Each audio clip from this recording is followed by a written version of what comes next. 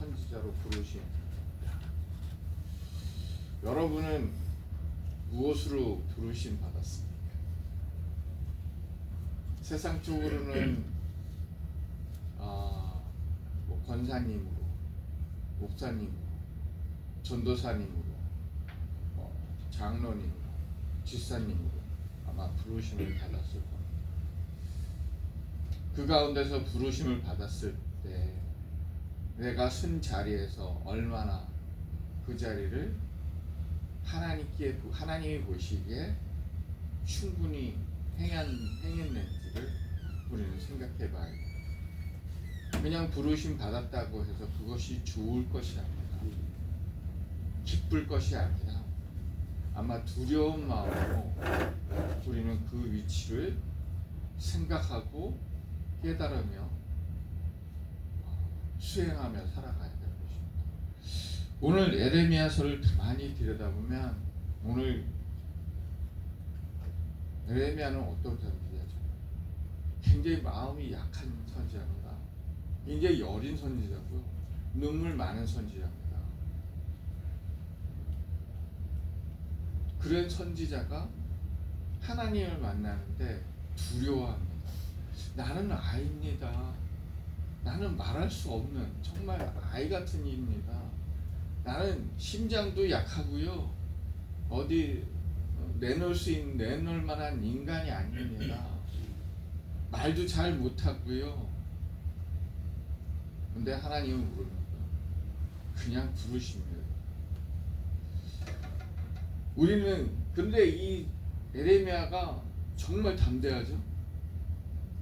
어떻게 담대했었는지 40년 동안을 자기 혈족과 뭐 이렇게 하면서 가는 게 아니라 하나님과 자신과의 그런 말씀을 갖고 그 능력으로 40년을 행했습니다. 우리는 어떻죠? 우리 다시 돌아봐야 됩니다. 나는 과연 내 위치에서 하나님과 대화를 나누며 말씀과 씨름하며 내 자리를 잘 지켰는가? 그 믿음을 어떻게 지켰을까? 우리는 생각해 봐야 됩니다. 오늘 몇 가지를 살펴봅니다. 첫 번째는 하나님의 주권입니다. 하나님의 부르심에 있어서 하나님의 주권이 없으면 부름받은 자는 행할 수 없습니다. 인간이 행하는 것과 하나님의 주권으로 행하는 것은 천지 차이입니다. 인간으로 생각하고 행하는 것은 한계가 있습니다. 그러나 하나님의 주권으로 부름받은 자는 그 한계를 뛰어넘습니다. 그래서 예레미야는 하나님께서 찝었습니다. 나와서 찝은 게 아니라 태안에 있을 때, 모태안에 나는 너를 나의 도구로 사용할 것이다. 딱 찝었습니다. 그래서 하나님께서 나는 너를 사용할 거고 너는 아이라고 말할 수 없고 내가 말하는 것을 전하고 그냥 가서 행하면 돼 라고 말씀하십니다. 근데 저 역시 그랬어요. 신학교를 다닐 때 제 힘으로 다닌 건 아닙니다. 그냥 하나님께서 그냥 너 앉아있어. 나머지는 내가 다 알아서 할게. 저는 그거를 받았어요. 정말 싫었거든요. 저는 중학교 때 물론 받았어요. 근데 피해 다닌 거예요. 중학교 때는 몰랐지. 너무 어렸으니까. 몰랐어요. 대학교 때도 불렀어요. 무시했어요.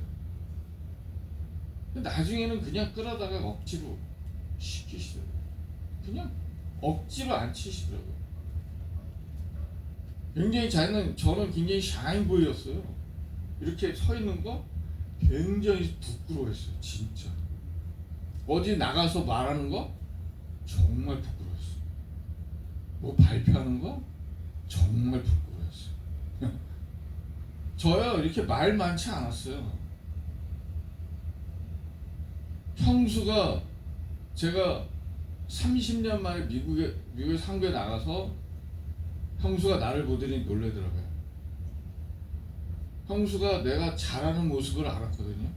작은 형수가 집에 들어가면 문 닫고 그냥 음악 듣고 그런 그냥 밥 먹을 때 나오고 그냥 집에 그냥 밤속에 처박혀서 있고 혼자 놀고 그랬던.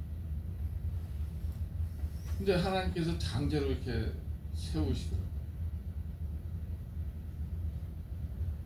여러분, 하나님은요 맹목적으로 누굴 부르지는 않았어요.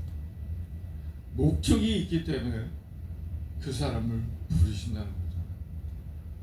분명히 여러분도 하나님께서 부르셨습니다.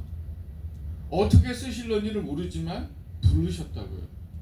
근데 그 쓰임대로 살았다면 하나님이 나를 왜 이 자리에 앉혔을까?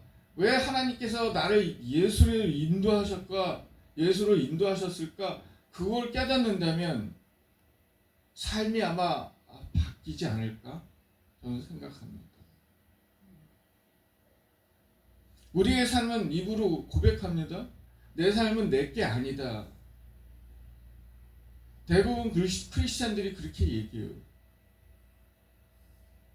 그때 돌아보면 거의 내 삶을 내 것처럼 살았다는 거죠. 여러분들 다 부름 받았어요. 꼭 선지자로 부른 게 꼭 부름 받은 게 아니거든요. 성도라는 그것도 부름 받은 거예요. 그러면 성도로서 내가 어떻게 살아갈 것인가를 고민해야 되는 거죠. 생각해야 되는 거죠. 오늘 주보의 말씀대로 깨닫는 것과 아는 것 정말 중요한 거거든요. 내가 성도로 부름 받았다? 그럼 부름 받았으면 내가 왜 성도로 예수님을 믿게 되었는지를 먼저 깨달아야 돼요. 그러고 나서 뭘 해야 돼요? 그러면 나는 예수님의 일꾼으로 무엇을 해야 될까? 너를 먼저 생각해야 돼요. 나는 예수를 만났으니 예수를 믿으니 천국에 가기 이게 먼저가 아니라 그게 먼저가 돼서는 아니고 내가 예수님을 위해서 무엇을 해야 될까를 먼저 생각해야 된다는 거죠.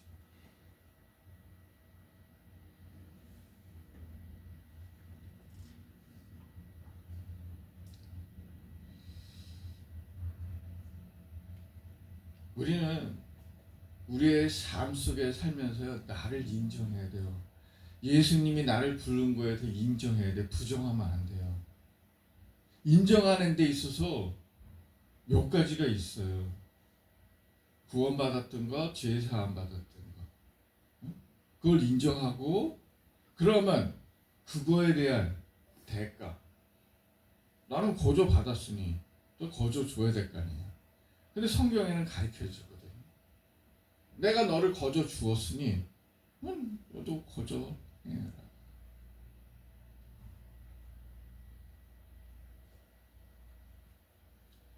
예레미야는 절대로 부름받은 거에 대해서 오만하지 않았습니다. 첫 마디가 나는 애입니다. 겸손이에요. 낮아진 거예요. 세상 사람들 많이 들여다보면 정말 답답해요. 장로로 임직하잖아요. 처음엔 좀 잘해요. 그러면서 어떻게 돼요? 점점 앉는 모습이 틀려져요. 자리에 앉는 모습이 틀려져요. 응? 점점 어깨가 뒤로 젖혀지고 손이 이랬었는데 다 걸쳐 그런 모습을 보여요. 그리고 목소리가 커져요. 그게 아니잖아요.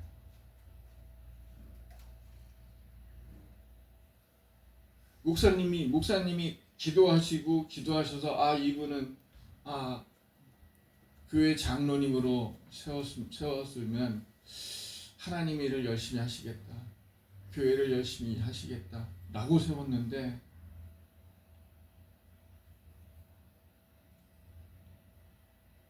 목사님의 기도와 정반대 행하는 분들이 많으시고 있어요. 세상에 무슨 직책처럼 변해가고 있다고요. 교회 장로직을 하는 그 교회에서 떠나고 그런 모습을 볼 때마다 하나님은 어떻게 생각하실까 라는 생각을 하게 됩니다.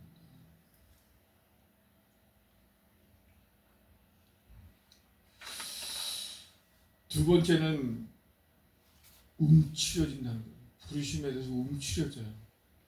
저도 그랬거든요. 두려웠어요. 제가 잘할 수 있을까? 두려웠어요. 예레미야도 두려웠던 거예요. 너무 두려웠던 거예요. 자기가 미천한 영혼이라고 생각했던 거예요. 하나님이 보시기에는 아니었는데 본인이 생기기에는 너무 자기가 미천했던 거예요. 그래서 주 하나님 보시옵소서. 어린이와 같이 잘 말할 수 있는 사람이 아닙니다. 훌륭해 말할 수 있는 사람이 아닙니다. 나는 애와 같아서 따따따따따 이 정도지 못합니다. 이것이 솔직한 표현이에요, 사실. 어느 누구도 하나님의 부르심에 알겠습니다 이런 사람 몇 안 될걸요. 정말 몇 안 될 거예요. 모든 사람이 하나님이 일하는데 굉장히 두려웠고 엎드려지고 더 낮아지고 아마 예레미야 같은 심정을 모든 사역자나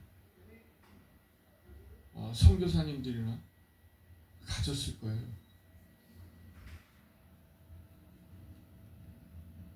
그러기에 그 자리가 굉장히 영예스러운 자리이기에 함부로 도전하기를 두려워하는 것입니다.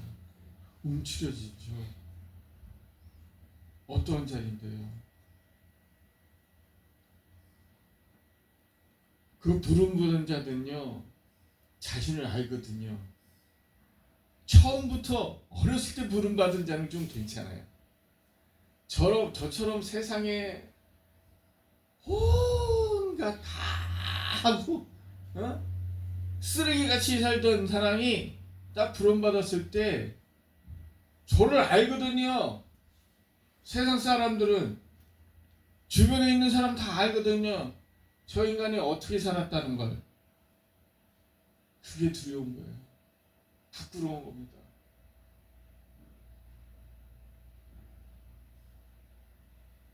그게 제일 두려워요, 사실.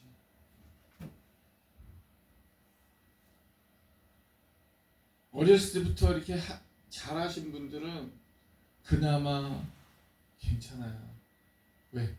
항상 머릿속에 나는 비뚤어지면 안 된다. 안 된다. 안 된다. 이런 걸 생각했기 때문에.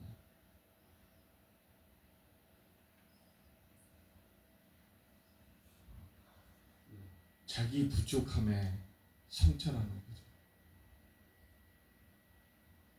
감당할 수 있다. 이 일을 감당할 수 있나? 내가 자질이 되나?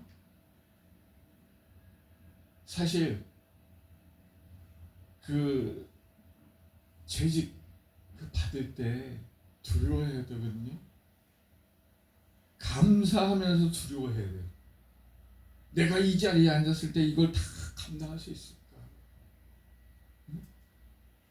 기도도 많이 하고 충분하게 내가 감당할 수 있으면 그걸 받아야 돼요. 근데 세상은 그게 어떻게 이상하게 됐어요. 꼭 그걸 받아야 된다고 생각하는 거예요. 그걸 받지 않으면 올바른 하나님께 이쁨 받는 사람이 아니라고 생각하는 거예요.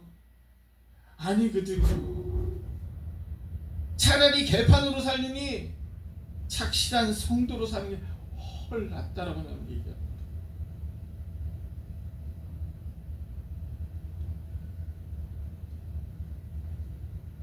그래서 우리는 더 준비하고 더 노력하고 더 발전하고 하나님의 보시기에 그 직책이 무의미하지 않도록 우리는 살아가야 된다는 거죠. 하나님의 부르심에 합당한 자로 살아가야 된다는 것이죠. 세 번째입니다. 하나님의 일을 하는 데 있어서요, 영적 관건이 필요합니다.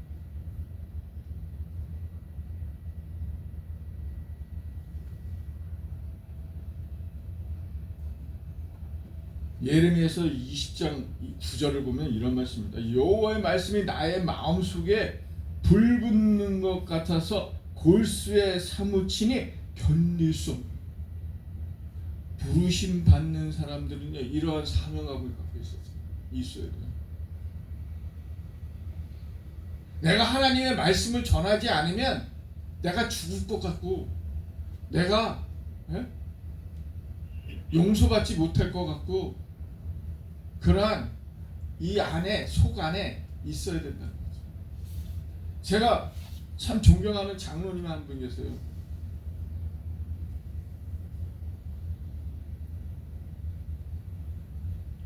그분이 제가 전도사 할 때 옆에서 많은 이렇게 도움의 말씀을 주셨어요.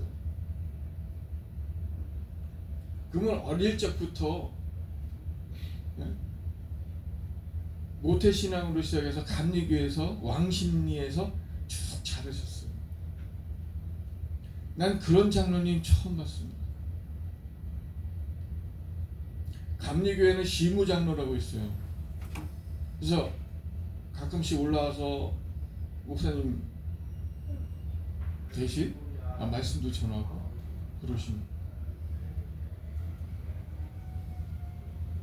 그 장로님이 항상 저한테 그러시더라고요.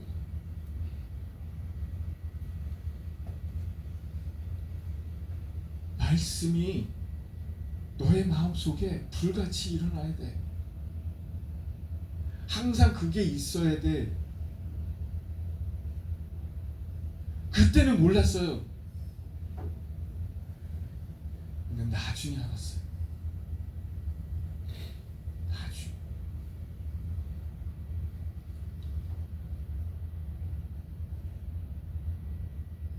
저는 영어 그 영어권 설교하면서 제가 한 달에 한 번씩 거기는 레이 리더라는 그 장로 같은 직책이 이렇게 돌아가면서 4년마다 한 번씩 돌아가면서 하는데, 저는 한 달에 한 번씩 그분들을 한 번씩 올립니다. 말씀을 전하라고.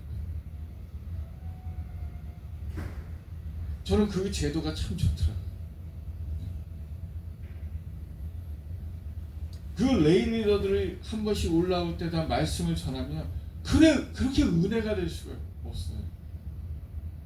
그분들이 살아오면서 경험했던 자기의 간증도 내놓고요, 또 하나님의 말씀을 굉장히 깊이 묵상해갖고요, 말씀을 전하면 그 말씀이 얼마나 제가 은혜를 받는지 몰랐어요. 어떨 때는 저보다 더 낫다. 그럴 때가 있었어요. 그분은요, 그런 분이야말로 정말 하나님의 부르심에 충성을 다해서 임하는, 그분도 그 안에 말씀이 일어나 있는 거예요.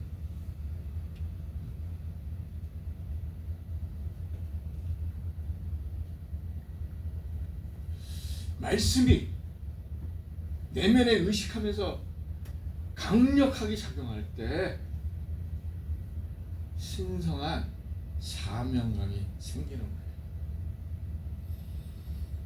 여러분은 어떻습니까? 여러분 마음에 하나님 말씀이 뜨겁습니까? 아니면 그냥 담고 있습니까? 우리는 그 말씀이 생동력이 있다고 그래요. 여러분 안에, 마음 안에 그 마음이, 그 말씀이 생동력이 있습니까?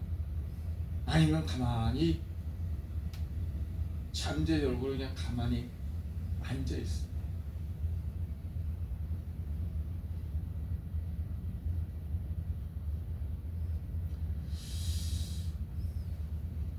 사도행전 4장 20절에도 이런 말씀이 있습니다. 우리는 보고 들은 것을 말하지 아니할 수 없다.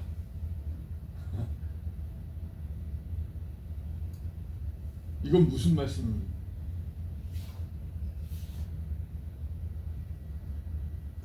베드로가 공회에 가서 말할 때, 나는 왜 너희들 그런 말 하고 돌아다녀 그럴 때, 나는 들은 것과 본 것과 그걸 말하지 않으면 안 돼. 사실을, 진실을 말하지 않으면 안 돼 라고 고백하는 거거든요.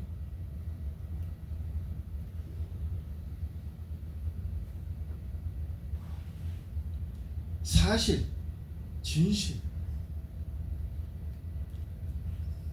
진리, 그건 변하지 않잖아요. 법칙은 바뀝니다. 과학의 법칙은 새로운 게 발견되면 그것은 바뀝니다. 하나님의 말씀, 그 진리, 진실은요, 바뀌질 않아요. 변함이 없는 거예요. 그러기에 우리는 듣고 본 것을 말해야죠.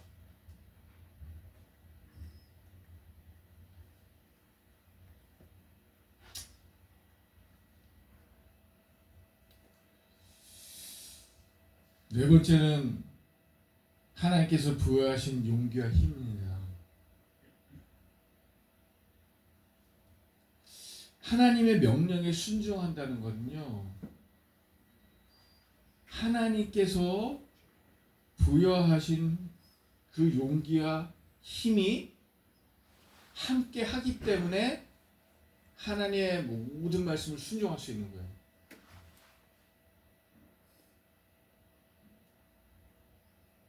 하나님 말씀을 순종합니다. 그 말로만 하고 순종 안 한다? 하나님께서 부여하신 용기와 힘을 쓰지 않는 거죠. 감추고 있는 거죠.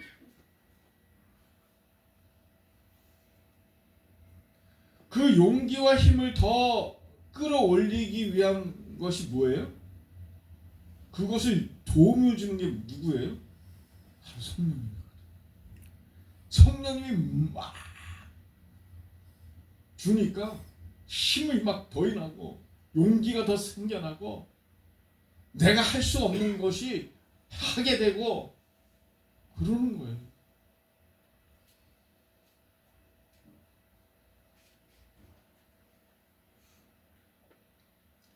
예레미야가 끝까지 소심했다면 이런 큰 선지자가 될 수 없겠죠. 근데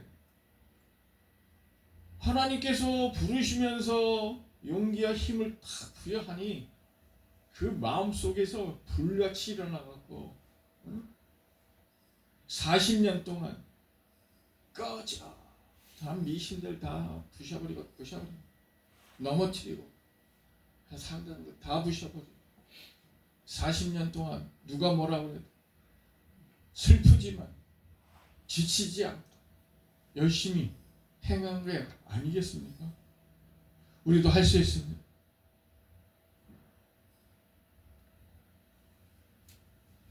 우리는 사람의 얼굴을 볼 때 두려워하십니까?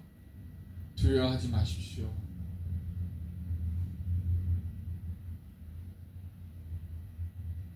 용기와 힘을 가지시고 대면해서 내 안에 있는 것 말씀하십시오. 전하십시오. 담대하게. 예수를 믿지 않으면 안 됩니다. 마지막을 두려워하십시오. 전하십시오. 여러분이 그 한마디 할 때 하나님께서 성령님께서 여러분을 더 뜨겁게 만드실 겁니다.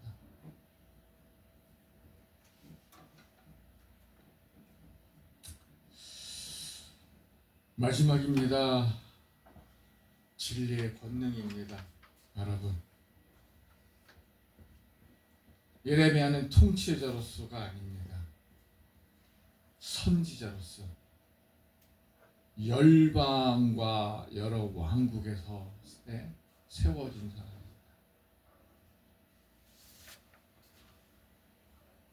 단순히 물리적으로 흔들린 것이 아닙니다. 물리적으로 행하지 않으셨어요. 그냥 사탄과 이겼고요. 하나님 말씀에 순종했고요. 그러고 인해서 열방의 큰 선지자 되고 이스라엘을 다시 일으켜 세운 큰 선지자입니다. 여러분이 집안의 통로입니다. 축복의 통로입니다. 그렇다면 어떻게 하셨어요? 아시겠어요? 여러분의 축복의 통로답게 살으셔야겠죠. 그것은 진리의 권능으로 밖에 할 수 없습니다. 잔머리로요? 하나님의 진리의 말씀. 그것만이 여러분의 가정을 세우고 여러분의 사업을 세우고 여러분의 직장을 세우는 겁니다. 여러분의 교회에 함께 세워갈 수 있는 겁니다. 이사야서 11장 4절을 보면 이렇게 얘기합니다. 그의 입에 막대기로 세상을 치며 그의 입술에 기운으로 악인을 죽일 것이. 여러분의 입술로 여러분의 이 입술의 막대기가 하나님의 말씀, 여러분의 이 입으로 나오는 하나님의 말씀이 여러분을 망치는 악기를, 여러분의 집안을 흔드는 마귀를 물리칠 수 있는 것입니다. 하나님의 말씀은 그렇게 힘이 있고 권능이 있는 말씀입니다. 그러므로 이제부터 기죽지 마십시오. 당당하게 나는 그리스도인으로 부름받았다 생각하시고 어깨 피시고 하나님께 순종하고 하나님의 부르심에 맞는 합당한 성도로 살아가는 저와 여러분이 되시기를 주님의 이름으로 소망하겠습니다. 기도하겠습니다. 하나님,